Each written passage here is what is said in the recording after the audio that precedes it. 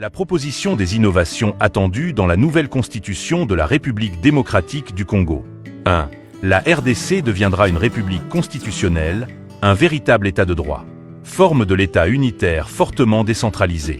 Régime présidentiel avec un président et un vice-président. Un parlement monocaméral. Exécutif monocéphale. Le mandat du président sera de 5 ans. La devise du pays justice, paix, travail. Le franc congolais reste la monnaie nationale. Hymne national des bouts congolais. 2 langues officielles, le français et l'anglais. 4 langues nationales, le kikongo, le lingala, le chiluba et le swahili. Langue nationale lingala, chiluba, swahili, kikongo. Les défis de la mondialisation nous obligent à intégrer l'anglais comme seconde langue officielle, car c'est un grand instrument pour le développement d'un État à vocation continentale comme la RDC. 2. La capitale politique et administrative sera toujours Kinshasa. Kisangani sera la capitale militaire. Goma sera la capitale touristique avec des brigades sécuritaires. Kolwezi sera la capitale industrielle et économique avec la construction de plusieurs zones économiques. 3. La séparation des pouvoirs, législatif, exécutif et judiciaire, avec un exécutif monocéphale dirigé par le président de la République. La suppression de la fonction Premier ministre. 4. La reconnaissance de la double nationalité uniquement pour les Congolais d'origine.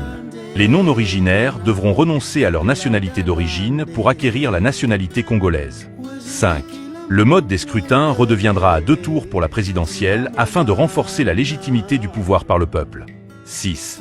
Un parlement monocaméral réduit à 350 députés nationaux siégeant en chambre unique, chambre des représentants. La suppression du Sénat qui est budgétivore. 7. Suppression des émoluments. Tout élu du peuple, que ça soit au niveau national, provincial et municipal, toucheront désormais que de jetons de présence à l'issue des plénières. 8. Pas des élections des gouverneurs et vice-gouverneurs. Ces derniers seront nommés par le président de la République et seront de non-originaires. 9. Les gouverneurs nomment le membre du gouvernement provincial qui ne dépasse pas 10 ministères. Avant de continuer, n'oubliez pas de vous abonner à nos pages Facebook ainsi que notre chaîne YouTube. Chof TV. La seule manière de soutenir est d'aimer, de partager et de commenter toutes nos publications. Continuons avec le point focal de cette nouvelle constitution. 10.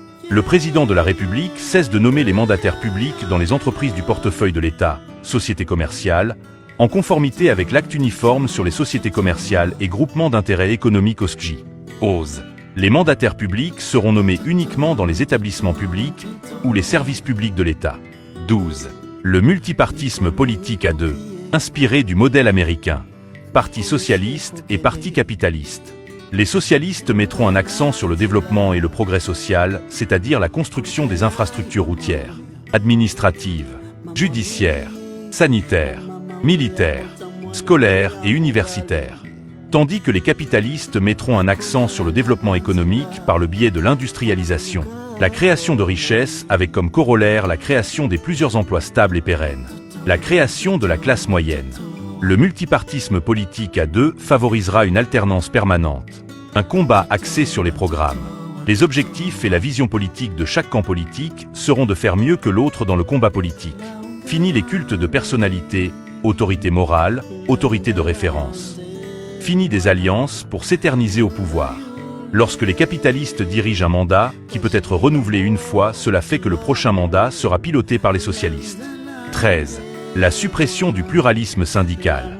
C'est-à-dire que dans chaque secteur d'activité sera représenté uniquement par un syndicat. 14. Les conditions d'éligibilité pour la présidentielle. Être congolais des pères et mères. Être âgé entre 40 et 75 ans. Être détenteur d'une licence ou doctorat. Avoir une expérience professionnelle de plus de 10 ans dans son domaine de travail. Avoir une bonne moralité. Avoir une bonne conduite, sans casier judiciaire. Jouir de droits civiques et politiques. 15. Les conditions d'éligibilité pour les parlementaires.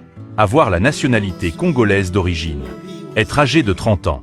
Être détenteur d'une licence ou doctorat.